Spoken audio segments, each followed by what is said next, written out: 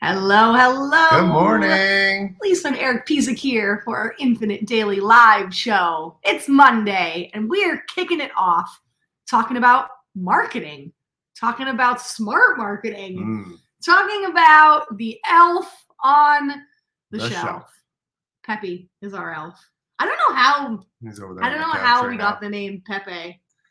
Do you remember? I don't remember. Doesn't matter. Yeah, anyway. If you were going for something French or something. I don't know. We don't do anything. Like, I don't know. Anyway, I digress. If you don't know what an elf on the shelf is, it is a holiday tradition for the kiddos. I didn't do my research. I don't know when it started. Yeah. We did our elf in 2017. Trivial. So he's been around for a while. I guess there's girl elves, there's boy elves. And the idea, if you don't know what it is very quickly, the idea is that the elf moves every night. So AKA us as parents. Maybe I shouldn't be saying this if there's kids around. Yeah. The elf moves every night with parents' help. And the idea, sometimes it can do naughty things. It can do nice things. It's supposed to be. It can just move. It can just move. And this is the part of the, hey, Tim, this is the part of the tradition that we don't necessarily do, but it's the elf is supposed, you name your elf, and the elf is supposed to be watching and report back to Santa at night. And then, of course, the elf comes back and is in a different position. The kids are not allowed to touch the elf or it loses its magic kind of thing. Now, we do all of that. Our elf moves. We've named it. We don't do the whole reports back to Santa. We're not into the whole, like, be a good girl, be a bad boy, be a good boy kind of thing. We teach in our family that you are good. You are inherently good all the time. Sometimes you are human and you just make bad choices. You are not bad. You may just make a bad choice, right? So we didn't do any of that report back to Santa stuff. Our elf is naughty sometimes. Yep. And nice sometimes. But I see a lot. I've been seeing a lot. This is what sparked this on Facebook is people are like, elf on the shelf. Don't waste your time. What a crock of crap. You know, I already have enough stuff to do. Why do I got to be worrying about all this? And it made me think about what's smart marketing and what can we learn from the elf on the shelf in terms of their creation, their marketing, and the smart stuff they've been doing. So number one, the elf on the shelf starts conversations. That is we know on social media, time on platform, TOP is what it's called, right? Is where you get bumped up in the algorithm. So it's not about making 5 posts a day. It's about creating really great content at whatever frequency that is. And if it starts conversations, it gets shared, there's love, there's activity, people are spending more time on Instagram, Facebook, wherever you are on your post, the algorithm likes that. So that is one thing Elf on the Shelf is doing, is it is starting a conversation. People are saying, what's your elf's name? What is it doing? You know, what activity is happening? What ideas can I have? Oh, Penny's saying hello today. What? The second piece is that Penny wants to say hello. Okay. Oh, the second piece is that, now Pearl's here too. Okay, this is a good one this morning. Welcome to the Pizak household. Yep, because we didn't feed them yet. That's right. We decided to do live first and then feed them. The second part, it starts conversations. It has a bit of a polarizing opinion. So there are some people that say, we love the elf on the shelf. It's the greatest thing ever. Cherish those kids' memories. Do it. And then there's the other half of people that say it's a big waste of time, money, energy. Forget it. And who's to say that one way or the other is right or wrong? Nobody. That's your own personal choice, your own personal opinion.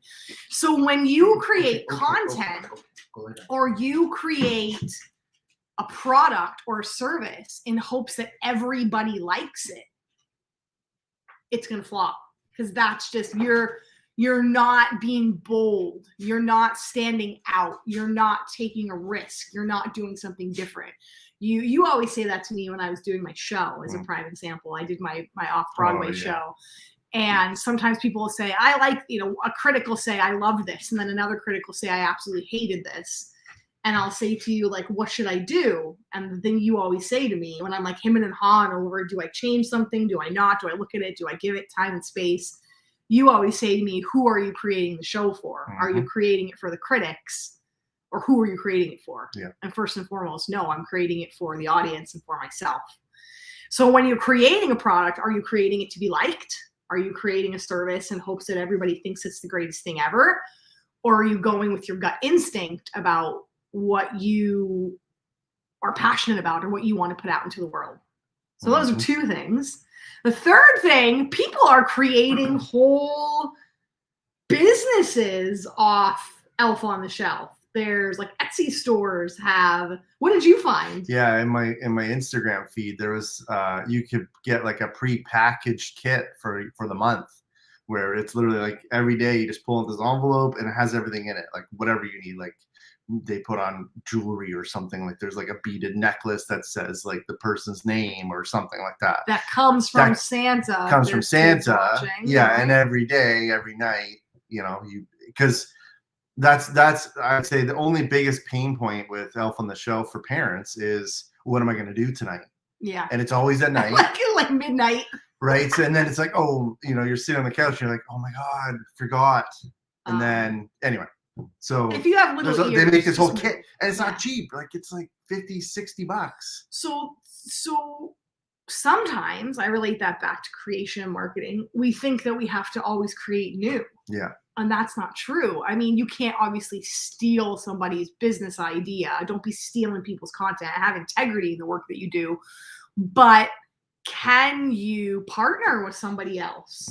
Can you joint venture with somebody else? Can you offer someone else's product or service as a bonus when you launch something? Can you use the brilliant idea, give them credit, give them money, give them what they deserve, but can you use that when you're launching something or thinking about creating something or marketing something? Right? Yeah. We don't always have to be the one with all the answers. We don't always have to figure it out ourselves. Yeah. So I love that it's controversial. It starts conversations. People have created other whole businesses around it. And I think it also, this is just a personal opinion, so take it for what it's worth. But I was saying to Eric, I think it talks about the brand emotion and the character of people. Because we are an experienced family. Oliver's 8 now. That's why. When he was like younger, of course we were a toy family and we had all the Lego and all the toys and all the things. So again, don't take it that I'm saying, again, you're one kind of person if you're one or the other. But now that he's getting a bit older, we value experiences over toys. We value being together as a family and going places versus, if we're going to spend $200, we'd rather go for a nice bowling dinner movie extravaganza, escape room than buying the latest gadget or toy. Yeah. And I think Elf on the Shelf is a piece of that, is that we value kind of the experiences. I'm so excited when he wakes up in the morning and he thinks it's so funny, like, and he rushes down to see what the elf has done. Yeah. We value that. Some people could care less about that. And I think, again, it just goes to show you spend money. If you look at your purchases and you look at what you spend money on the things you value.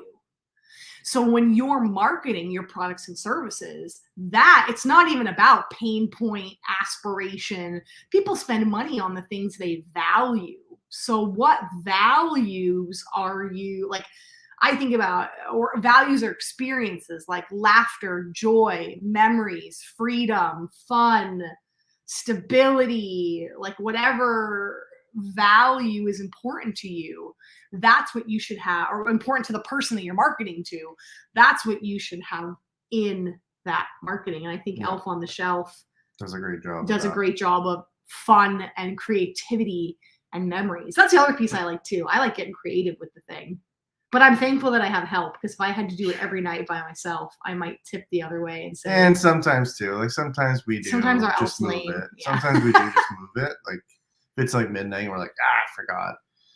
But it is fun. It is fun to plan. Like I find the nights that we do plan it and we make it something that it's like the next morning is like fun.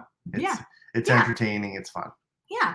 So start to think about how you can use the concepts of Elf on the Shelf, which I wish I looked that up, like how much money Elf on the Shelf has made Oh, in it's terms of a scary. business. Scary. Go do that. Someone report back and post below Yeah. and tell me how much money Elf on the Shelf I'm has scared made. because you're gonna find out. Oh, Elf on the Shelf was started by Mattel. Yeah, well, true. That's true. That's true. That's true. But yeah, just I think it's important to think about all those pieces. So Yeah. brand emotion, is it starting conversation? It's not to be liked. It's taking a stand on something. What values are woven into it? And are you creating more experiences or more hands-on, tangible kinds of things? So those are all the things to maybe think about while you're creating and marketing. And if you have an Elf on the Shelf, post your best Oh Elf my on the God. Shelf Yeah. below. Picture, comment, whatever. Yeah, then we can use the ideas Those are and help great each other ideas. out. Yeah. And your elf's name, I'm always interested. And if there's a story behind how they got the name, I'm Yeah. always interested to know. There's like Snoop on a shelf or something now. Did you see that? Snoop Dogg? Cool. I like it. Maybe when Oliver's a teenager, maybe Snoop will make it into our house. Probably. But right now, Peppy's going strong. All right, guys, have a fabulous Monday, a fabulous rest of the day. Tim, if you're still here, thanks for hanging out with us and checking this out. Post below, as you said. And we'll see you tomorrow. Bye.